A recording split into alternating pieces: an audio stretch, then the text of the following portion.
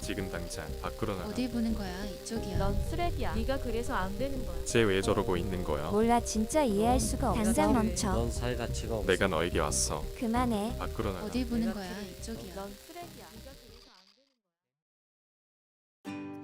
안녕하세요. 저는 아주대학교 병원 정신건강의학과에서 근무하는 노현웅이라고 합니다. 오늘은 조현병에 대해 이야기 나눠볼 건데요. 제가 들려드린 소리가 실제 조현병 환자들이 듣는 환청이라고 하던데 이게 맞나요? 조현병의 주요 증상 중 하나인 환청입니다. 환자분들마다 환청의 양상은 좀 다양하기는 한데요. 지금처럼 좀 무서운 목소리로 험한 내용을 들으시면서 좀 힘들어 하시는 분들도 있으시고, 또 두 사람 이상의 목소리가 서로 대화하는 형태로 환청을 들으시는 분들도 있곤 합니다. 일상생활이 힘들어질 것 같은데 대체 조현병이 어떤 질병인 거예요? 중요하게 말씀드리고 싶은 것 중에 하나는 조현병은 뇌의 기능적, 구조적 문제와 더불어 스트레스 같은 것들 다양한 원인들이 더해져 발생하는 뇌의 질환 중에 하나입니다. 없는 소리를 지각하는 환청이 가장 대표적인 증상 중에 하나라고 할 수 있겠습니다. 조현병이 왜 생겼는지에 대해도 궁금해요. 네, 아주 참 어렵고 중요한 질문인데요. 조현병은 뇌의 기능적 문제, 구조적 문제가 있는 상황에서 우리가 겪을 수 있는 다양한 어떤 스트레스들도 중요한 어떤 발병의 요인이 될 수 있고 그렇습니다. 그러면 이 뇌의 기능적인 문제나 구조적인 문제는 도대체 왜 생기느냐? 이 부분이 궁금하시잖아요. 다양한 가설들이 있는데요. 가령 면역학적인 문제가 발생했다. 또는 어린 시기에 어떤 감염에 의해서 그런 문제들이 발생한다. 또는 유전자 때문이다. 이런 여러 가지 연구들이 제안되었지만 밝혀져 있지 못한 상태입니다. 향후 더 많은 연구들이 이루어지고 있고 저희 기관에서도 많은 연구를 하고 있는데 어떤 이해가 좀 더 넓어지기를 간절히 바라고 노력하고 있습니다. 그러면 환청 외에 다른 증상이 있다면 어떤 게 있을까요? 양성 증상과 음성 증상으로 많이 구분하곤 하는데요. 환청, 망상 증상, 논리적인 언어 사용에 좀 어려움이 생기는 와해된 언어 증상, 좀 이해할 수 없는 몸 동작이라던가 행동을 하는 와해된 행동 증상, 이 네 가지 증상들은 양성 증상으로 분류를 하고 있습니다.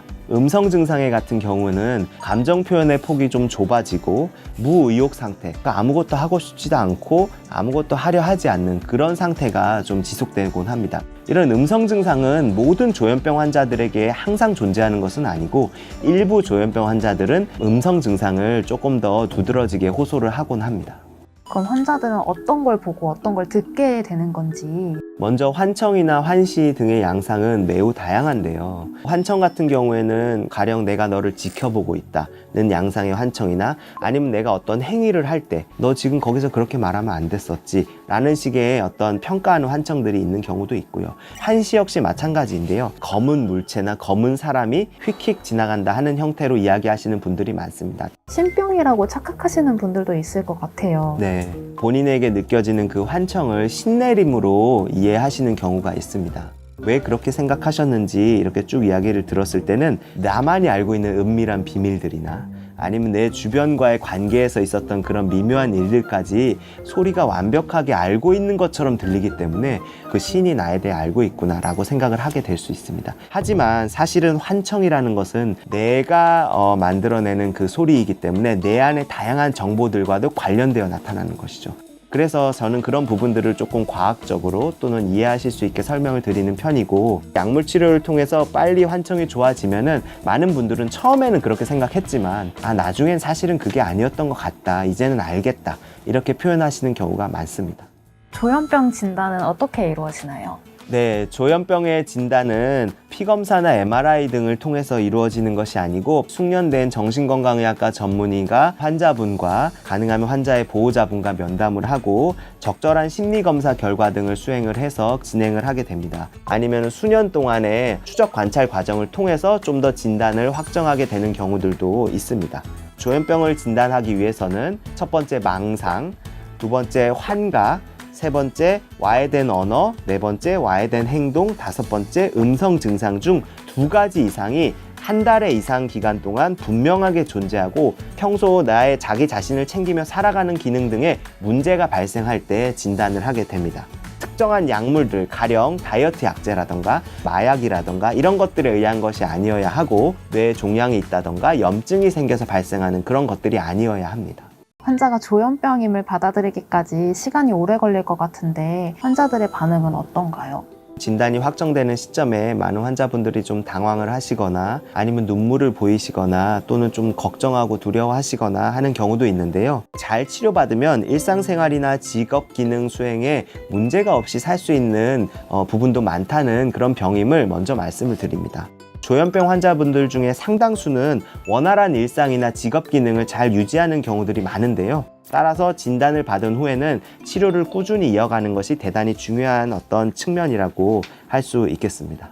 약물 치료를 꾸준히 함에도 불구하고 병이 좀 진행하는 양상이어서 일상생활이 조금 어려운 분들도 있는 것은 사실인데요. 심한 경우에는 정신장애를 통해서 장애인 등록을 하실 수가 있게 됩니다. 한국장애인고용공단을 통해서 장애인 직업훈련 서비스나 직업재활연계 서비스 같은 지역사회 자원을 이용할 수 있게 됩니다. 일상생활의 기능이 어려워져서 힘든 분들은 반드시 이런 어떤 지역사회 자원들을 충분히 활용하셔서 더 나은 재활, 더 나은 치료로 이어갈 수 있다고 생각하고 있습니다. 치료는 어떤 과정을 통해 진행되나요? 조현병의 가장 중요한 치료는 약물 치료이고, 약물 치료를 유지하는 것이 중요합니다. 심하지 않거나 아니면은 이제 기존에 치료받던 분들이 약을 잠시 중단하여서 약간 증상이 악화되었을 때는 외래에서 빠르게 조절해서 약물 치료를 이어가기도 합니다. 많은 불안한 마음을 가지고 계시거나 자기 자신 또는 주변 사람들을 보호하기 어려운 상태에 있다면 그때는 정신건강의학과 보호병동의 입원 치료를 권유하게 됩니다. 저는 보통 짧게는 3, 4주, 길게는 5, 6주 정도 입원 치료를 진행하게 되는데요. 약물 치료를 적절하게 시행하면은 환청이 대부분 감소하거나 없어지고 망상 증상도 일부 호전이 되게 됩니다. 집으로 돌아가서 지역사회에서 지내시면서 더 외래 진료를 이어가실 수 있겠고요. 최근에는 약물들이 다양하게 개발되어 있고 치료 저항성일 경우에 쓸 약물도 있으며 일부 약물은 주사제제 치료제제도 나왔습니다. 하나는 팔리페리돈, 하나는 아리피퓨라졸이라는 성분인데요. 먹는 약으로서 환자분에게 효과와 내약성이 입증되면 한 달에 한 번 또는 3달에 한 번 맞는 주사 치료만 함으로써 생활하실 수도 있게 됩니다. 그러면 주사가 더 간편하고 좋은 거 아니에요? 맞습니다. 주사 치료제를 할 경우에 약을 내가 잊어버려서 안 먹을 가능성도 적어지고 약을 중단할 위험도 적어지기 때문에 최근에는 주사 치료제제가 먹는 약에 비해서 재발률이나 다시 한번 입원하게 되는 확률이나 자해나 타해 위험 등을 줄인다는 여러 가지 연구 결과들이